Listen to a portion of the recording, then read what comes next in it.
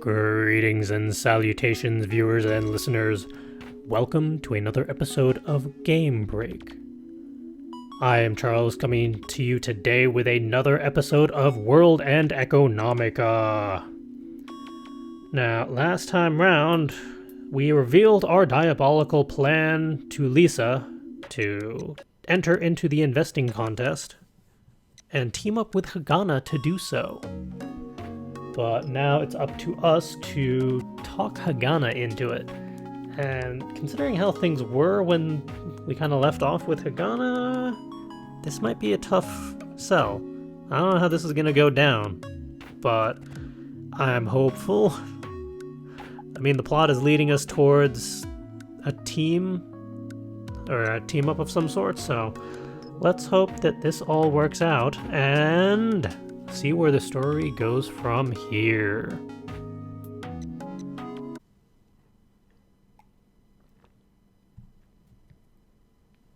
Lisa called for me 10 minutes later, and I went out to the living room.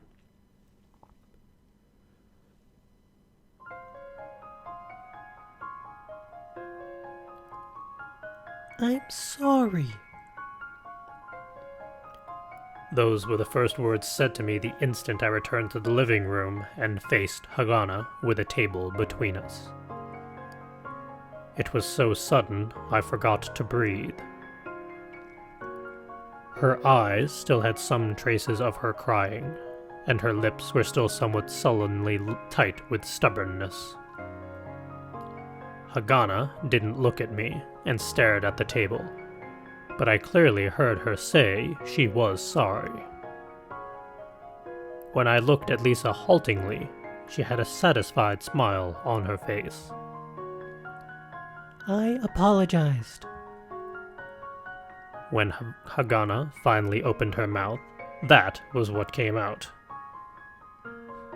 Lisa's smiling face remained frozen that way, but I was more relieved at those words. I heard. When I said that, she finally looked at me. That usual piercing gaze was the same, but the sharp, stray, cat-like suspicion wasn't there. It was more like a kid who was being stubborn and had on a brave face. So, Hal, you're fine with this too, right? It's good. I shrugged. Well then, can you explain things more concretely? I didn't really get it with just one run-through. With that embarrassed laugh, she probably really didn't understand the stuff very well. But, even if that were true, then that meant that Lisa trusted me despite not really grasping what I had said. It's not that difficult. Win the investing contest. Get 200,000 mools. When I said it that directly, Hagana's eyes went so wide they looked almost round. There's that thing called stock investing, right? In a simulation of that, compete with other people, and the guy who earns the most wins. First prize is 200,000 mools. Second is 500,000. So, we just have to get second, right? Third place gets 30,000 mools, which I'd be thankful for. Lisa pressed her lips together lightly, then urged me with her hands to go on. But I don't know anything about stocks. Hagana was the one who interrupted. She was glaring at me bravely, but I saw that she was uneasy. Somehow, once you noticed these inconsistencies, Hagana really did seem unsteady and fragile. You're smart, aren't you? But it seemed that she had the strength left to handle my jabs. Compared to you, brat? Hagana! Lisa gave a small warning. Choking off her words with a small ugh, she looked at Lisa. She then looked at me. Compared to you, Hal.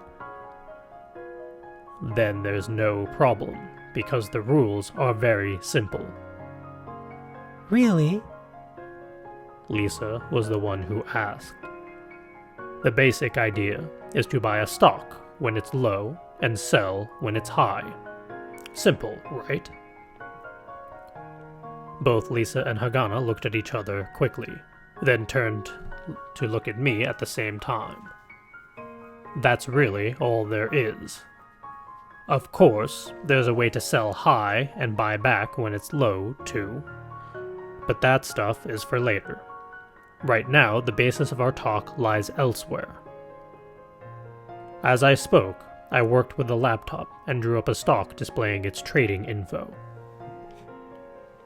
It was the most famous company on the moon, Emerald Industries.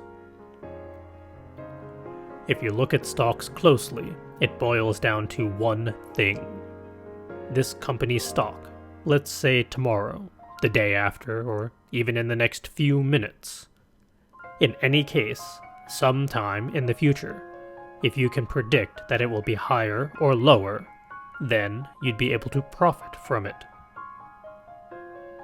Spinning the laptop around, I set it in front of Lisa and Hagana. Lisa looked like she was getting a headache just from glancing at the numbers and graphs. Hagana peered intently at it, like a cat peering into a mirror.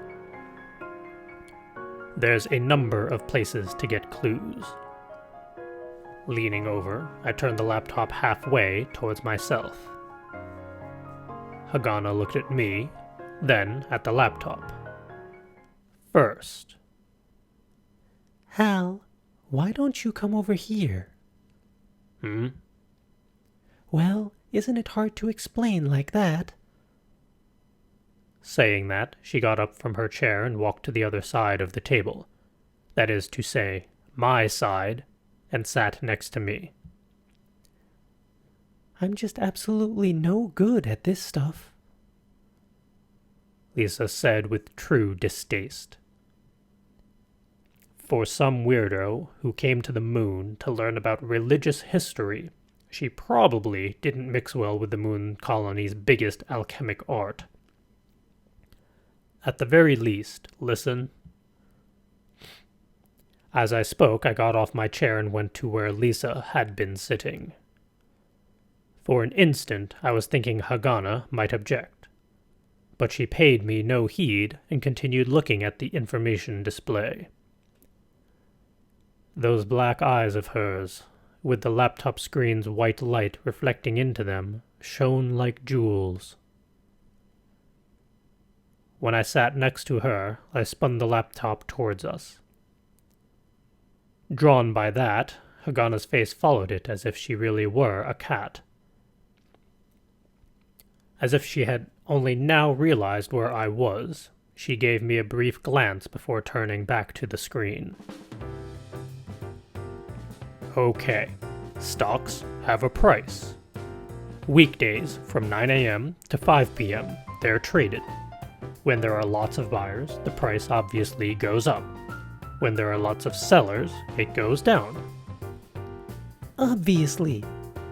Right, but it's hard to predict that obvious thing. Hagana's eyes were wide with curiosity and looked steadily at me. Why? Because no one really knows whether that company would make a profit or not. Stocks are essentially a piece of ownership of a company. If you buy up all the stock that a company issues, then you'd become the owner of the company. If the company makes a profit and you control the company, then it's silly if you don't become rich, right? That's why the stock of profitable companies goes up. And if they don't profit, it falls. Exactly. However, whether a company is profitable every single day, no one, not even the company's workers, know. Take Emerald Industries, for example. On the moon and the Earth, they had around 300,000 workers. And if you add in their partners, There's a million. To know every last transaction they make, it's impossible. Then what do we do? Don't know. Everyone guesses and trades. Hagana looked up from the laptop and glared at me. Lies! It's true. But then... Hagana said that, then looked back at the screen, then back at me. Everyone is betting money on this, aren't they? Yep, that's why they're guessing very seriously. When Lisa, sitting across the table, heard this, she gave a little laugh. There's a number of ways to guess. One is to research the company and decide whether it's profitable or not. This Emerald Industries is the only company that can repair the space elevators. Every year, a huge amount of money is sure to come in. On top of that, they're involved in much of the development of the lunar surface. It's an ultra top-rank company. They also made the dome? That was from when we went to buy clothes. When I thought about her remembering that conversation, it made me a bit happy. Yep, they also made the two skies. Amazing. Yes, it's an amazing company, and everyone thinks it'll be profitable. Then we just have to buy this? Basically.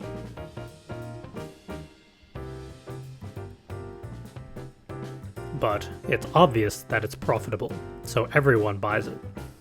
When everyone buys it, the price goes up. When that's the case, the price can go up past the price where it should be. See, there's this P/E here. Yeah?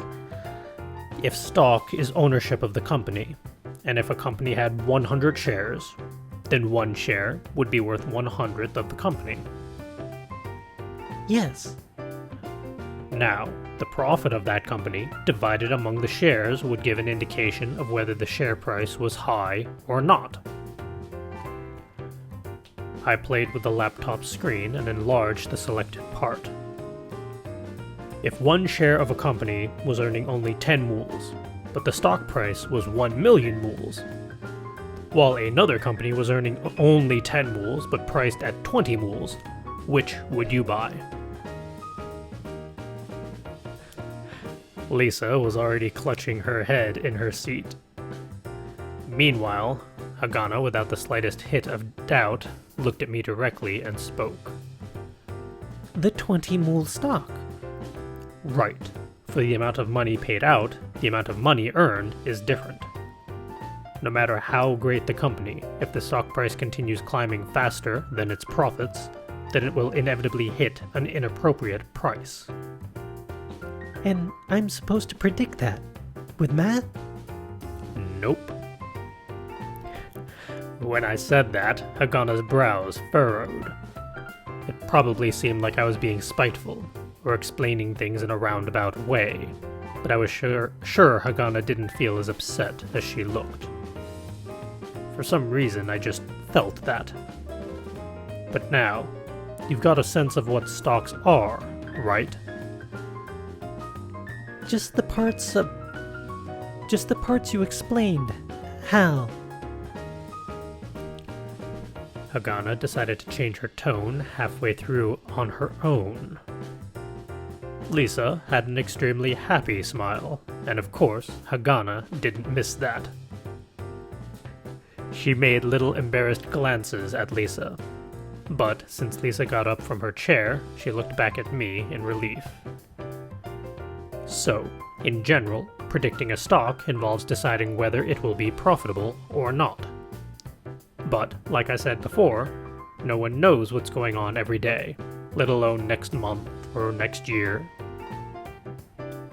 There have been ultra top-ranked companies that had an accident, paid a deathly amount of compensation, and went out of business.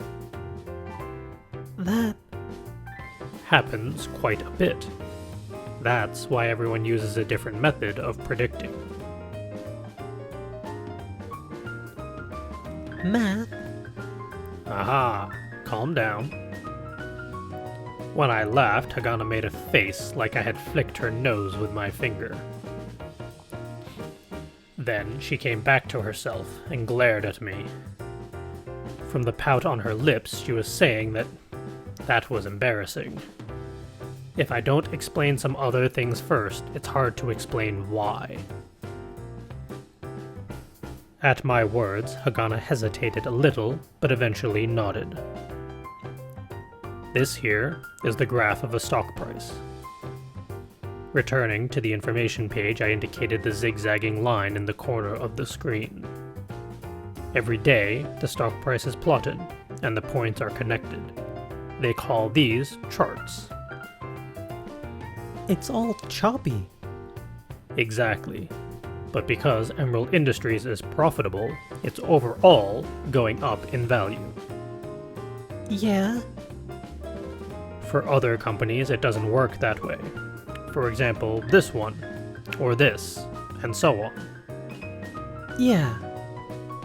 So, there's as many graphs as there are kinds of stocks and times of trades. Uh-huh.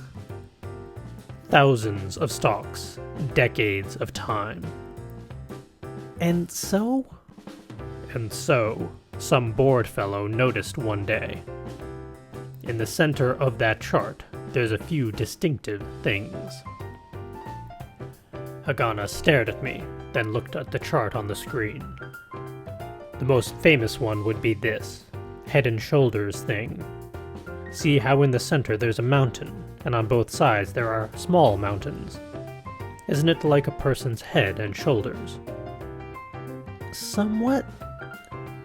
When this shape comes up, the big mountain is often the peak for the price. In the future, the chances it's going to slide down are high. Really? That's what they say. Don't get me mad, I'm saying that from looking at past charts. There's a way to predict what will happen in the future. Hagana looked like a kid used to being tricked and being very cautious, but she managed to nod. It was there that Lisa, who had stood up from her chair to do something by the sink, came over with cocoa. Anyway, the method of predicting this or that with a graph uses a form of math. For example? Hagana's expression changed. See how there's a smooth line behind the jagged ones? That's also a stock price? That's called a moving average. For example, if you start on May 1st, and from there take the last 30 days of prices, and then plot the average. Then, next to it on May 2nd, you take the last 30 days of prices and plot that. When you do that, the line becomes quite smooth.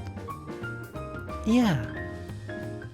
Even if the daily movements are really zigzaggy, when you average them like this, you can sorta tell whether it's overall going up, down, or sideways. And there's a way of trading where you trust in these big movements. If the big line is trending upwards, then it feels like it's going to go up forever, doesn't it? Hagana looked at the graph and nodded sincerely. So, there's a way of trading where guys with too much time on their hands look at charts of companies over the days and, by looking at the moving averages, predict whether things will go up or down. That kind of calculation isn't hard. I'm supposed to do that? Well, you could, but given enough time, even I could do that. Analyzing charts was apparently the first thing beginners in stocks do. When you open an account, you can use a tool that has tons of famous charts, analyzing tools built into it for free. But before I started trading, I tried using it for a few things, and was sure that none of them was useful. So, the thing that I want you to try to do is one step beyond this stuff.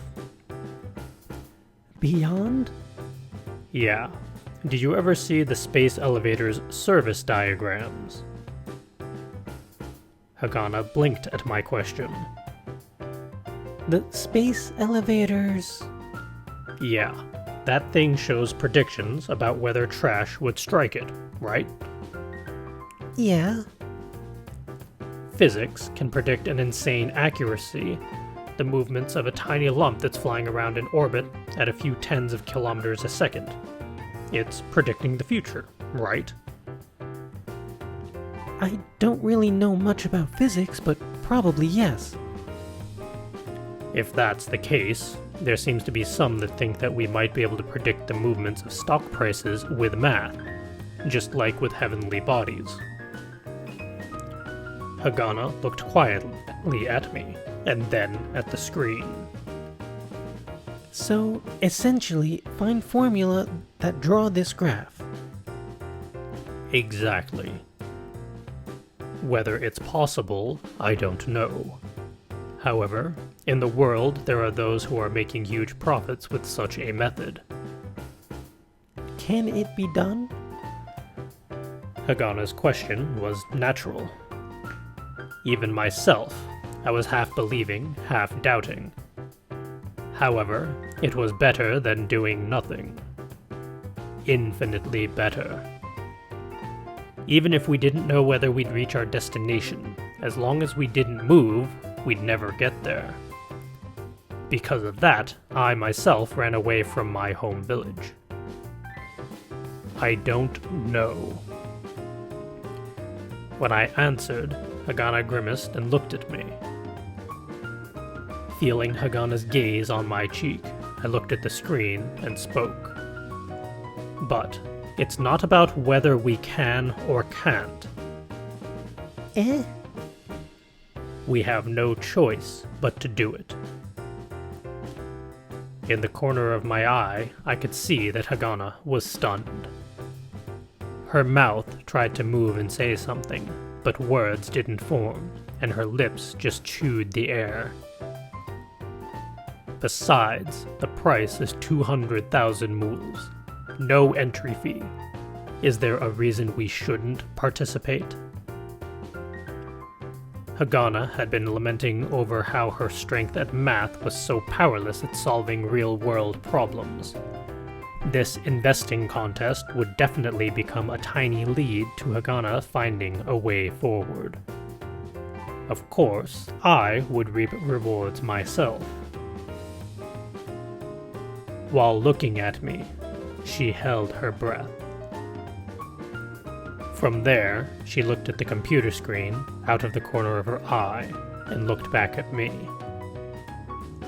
Her face was frozen stiff, like she had been left in the mother of all freezers. However, Hagana was staring at me. Those black eyes kept looking steadily at me. The moon wasn't a nice, friendly place that carried people who didn't try to walk on their own feet. However, those who try could have their hands held. I gazed back at Hagana, and then Hagana said this. And we are actually going to leave that there for this episode, and we're going to have to wait until next time to find out just what does she say. Is she going to take on this challenge and actually work with Hal? I sincerely hope so.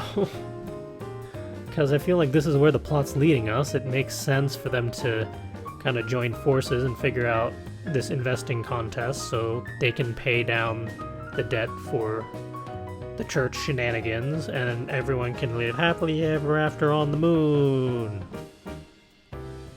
But we're going to have to wait and find out just exactly if that's what's going to happen or not. Until next week!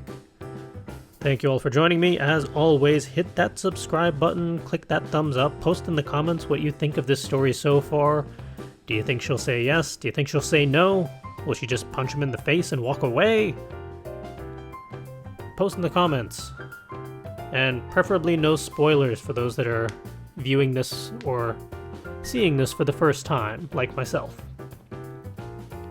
And until next time, go be creative, go have some fun, go play some games, experience some stories of your own. Ta-ta all.